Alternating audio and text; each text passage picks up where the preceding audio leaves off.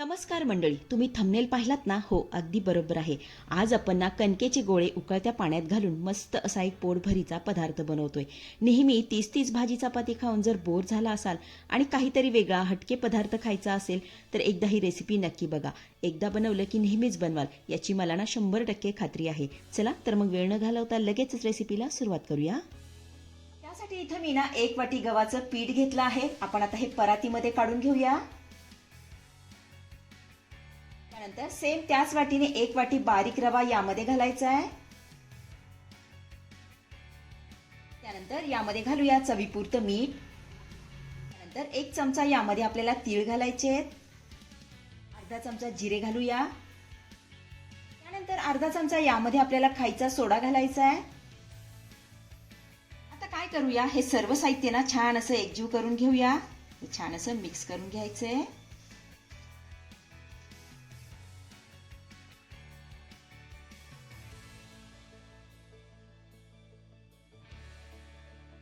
तर इथे आपलं सर्व साहित्य चांगलं मिक्स करून झालं की यामध्ये ना आपल्याला 2 चमचे कडकडीत तेलाचं मोहन घालायचंय.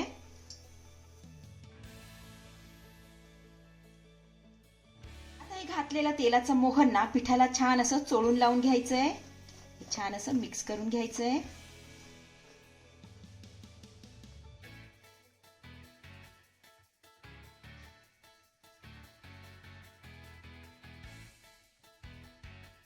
आता यामध्ये घातलेलं तेलाचं मोहन ना पिठाला मी छान असं चोळून लावून घेतलेलं आहे. हे बघा.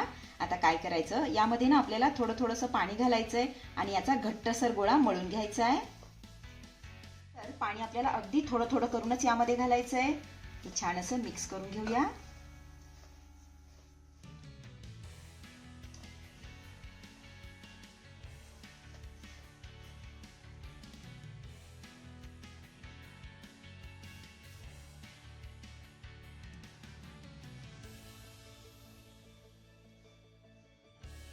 तर इथे तुम्ही बघू शकताय आपलं हे पीठ मळून झालेलं आहे आणि हे बघा इतकं घट्टसर मी मळून घेतलेलं आहे. आता काय करायचं, यामधला ना एक गोळा आपल्याला काढून घ्यायचा आहे. हे बघा अशा पद्धतीने हातावर गोल करून घेऊया. त्यानंतर थोडासा चपटा करून घ्यायचा आहे. त्यानंतर पुन्हा आपल्याला याला गोल करून घेऊया. हे बघा अशा पद्धतीने.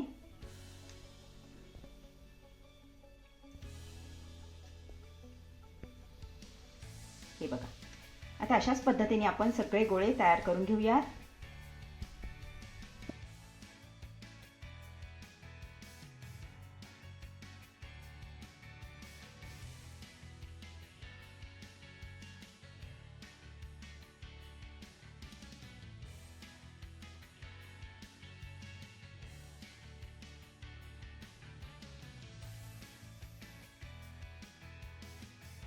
इथे आपले ना सगळे गोळे बनवून तयार झालेले आहेत. हे बघा. आता काय करूया, हे गोळे ना शिजवून घेऊया. त्यासाठी कढईमध्ये पाणी गरम करण्यासाठी ठेवलं होतं. पाण्याला देखील मस्त अशी उकळी आलेली आहे. आता यामध्ये ना आपल्याला हे गोळे सोडून घ्यायचे.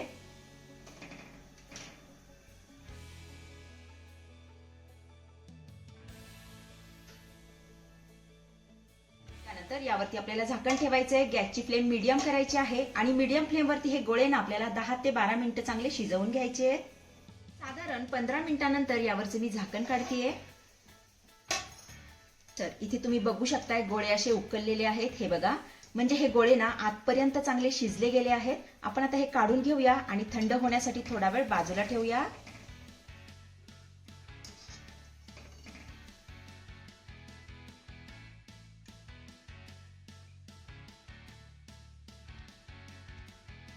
इथे आपले कणकेचे गोळे शिजवलेलं पाणी आपल्याला टाकायचं नाही बरं का. याचा वापर तुम्ही कणिक मळण्यासाठी, डाळीसाठी किंवा तिखट वरणासाठी करू शकता. तर इथे आपल्या ह्या बट्ट्या ना पूर्णपणे थंड झालेल्या आहेत. आपण आता ह्या कट करून घेऊया. तर एक बट्टी ना 4 भागामध्ये मी कट करून घेतेय. हे बघा अशा पद्धतीने.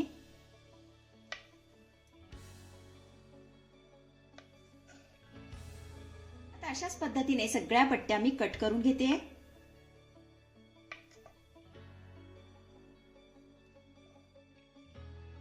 तर इथे तुम्ही बघू शकताय सगळ्या बट्ट्या मी कट करून घेतलेल्या आहेत आणि आतमध्ये तुम्ही बघू शकताय काय सुरेख सुंदर अशी जाळी आलेली आहे. हे बघा.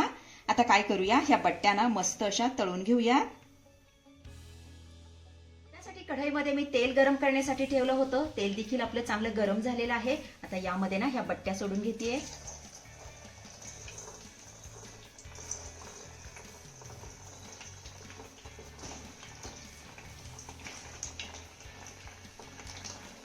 बट्टी आपली तेलामध्ये सोडून झाली की गॅसची फ्लेम ना आपल्याला मीडियम करायची आहे आणि मीडियम फ्लेमवरती ह्या बट्ट्यांना मस्त अशा खमंग खुसखुशीत होईपर्यंत तळून घ्यायच्या आहेत.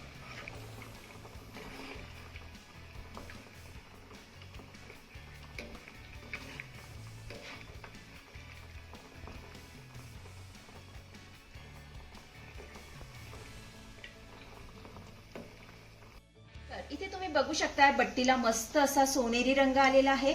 तर आपली ही बट्टी मस्त अशी खमंग खरपूस तळून झालेली आहे. आपण आता ही काढून घेऊया.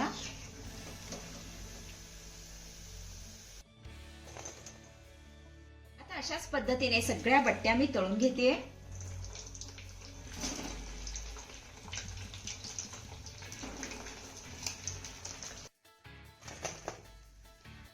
इथे मी ना सगळ्या बट्ट्या मस्त अशा खमंग खरपूस तळून घेतलेल्या आहेत. आता ह्या तुम्ही वरणासोबत खाऊ शकता किंवा कढी सोबत खाल्ल्या ना तरी सुद्धा खूप छान लागतात. अतिशय साधी आणि सोपी रेसिपी आहे, नक्की करून बघा. यामधली एक बट्टी मी तुम्हाला तोडूनही दाखवतेय. हे बघा, मस्त अशी खमंग खुसखुशीत बट्टी आपली तयार झालेली आहे.